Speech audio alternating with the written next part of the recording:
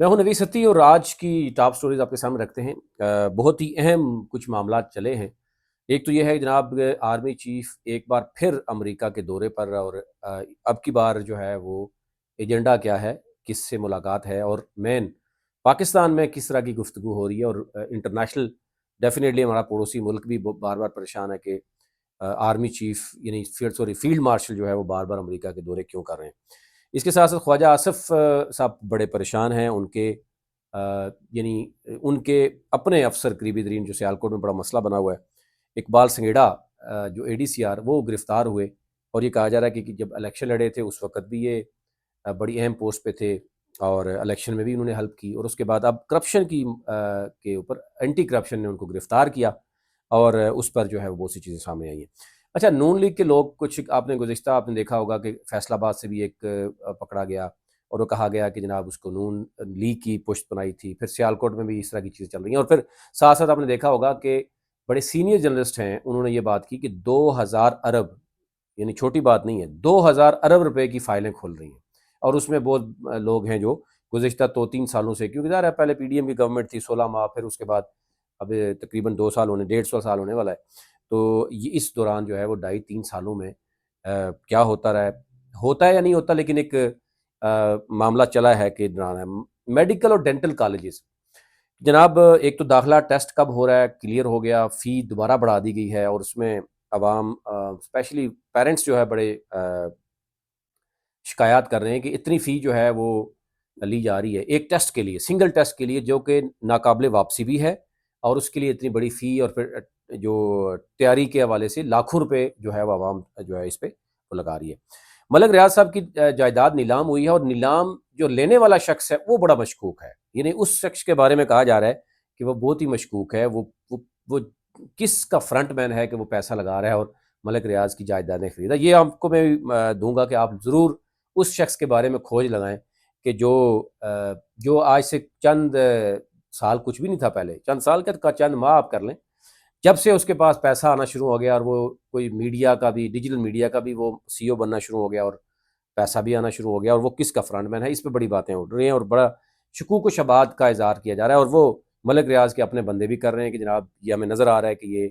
کون ہے، بیسیکلی پیچھے پیسہ کس کا ہے اور فرنٹ مین کون ہے۔ اچھا جی، کیا ملک ریاض کی جو جائیدادیں ہیں، اس کے بعد ٹویٹ آنا اور بہت سی چیزیں ہونا، اس سے بزنس کمیونٹی جو ہے وہ اس میں جو ہے وہ کس حد تک کانفیڈنس ہوگا۔ ساتھ ہی ایک خبر کیا آنا کہ 99 یعنی تقریباً 100 اسلام آباد کی ہاؤسنگ سوسائٹیز وہ غیر قانونی قرار دے دی گئی ہیں، اور اس میں عوام کی جمع پونجی جو ہوئی ہے وہ ایک مشکوک ہو گئی۔ پھر اس کے ساتھ ساتھ یہ بھی کہا گیا کہ ان تمام جو مالکان ہیں ان کا نام ای سی ایل میں ڈالا جائے گا، اور اوورال بھی راولپنڈی اسلام آباد میں، اسپیشلی اسلام آباد کے سی ڈی اے جو ہے وہ متعدد بار آپ نے دیکھا ہوگا کہ وہ آج کل کارروائیاں کرتا ہوا نظر آ رہا ہے۔ ریسٹورنٹس سمیت جو بیچارے ڈھابے والے ہیں وہ الگ سے سراپا احتجاج ہیں، اور بزنس کمیونٹی تو ہے ہی ہے، لیکن اس کے علاوہ جو ہے وہ پنجاب میں بھی بہت سے معاملات ہیں، تو الٹرنیٹیو کچھ ہے نہیں، یعنی ایک غریب ہے بیچارہ ریڑھی لگا رہا ہے، اگر آپ سپیس نہیں دیں گے، ایک اس ملک میں ریاست کا جو سب سے اہم رول ہوتا ہے وہ ہوتا ہے انوائرمنٹ کا کریٹ کرنا، ماحول کا بنانا، اس کے بعد یعنی ایک مزدور ہے تو وہ اپنی مزدوری کرتا ہے، ایک ڈرائیور ہے تو وہ اپنی ڈرائیور کرتا ہے، فروٹ والا فروٹ بیچتا ہے، لیکن افسوس کی بات یہ ہے کہ اگر اسٹیٹ یا ریاست جو اپنے آپ کو ماں کا درجہ کہلاتی ہے، وہ ریڑھی بانوں کو سپیس ہی دینے کے لیے تیار نہیں ہے۔ آج آپ صرف دیکھیں راولپنڈی میں کتنے لوگ ریڑھی لگاتے ہیں یا یہ ڈھابے کا کام کرتے ہیں، جب آپ ان کو آپ صرف دیکھ لیں کہ یہ نواز شریف پارک کے قریب جو دیا گیا وہ، اور ابھی ریلوے نے دیا ایک اسپیس دی ہے ریڑھی بانوں کو، اس میں صرف کرپشن دیکھ لیں۔ حنیف عباسی صاحب کے فرنٹ مین کا کیا رول ہے اس پہ میں الگ سے ویلا کروں گا، لیکن اندازہ کر سکتے ہیں ایک ہی شخص جو ہے نا وہ 6 ڈھابے اور لے کے آگے پھر وہ لوگ ملتے، یعنی استحصال کیا جا رہا ہے غریبوں کا۔ اگر ریڑھی بانوں کو سپیس دی جائے ایک کسی بازار میں، تو میرے خیال سے اس کو ضرورت نہیں پڑے گی جا کے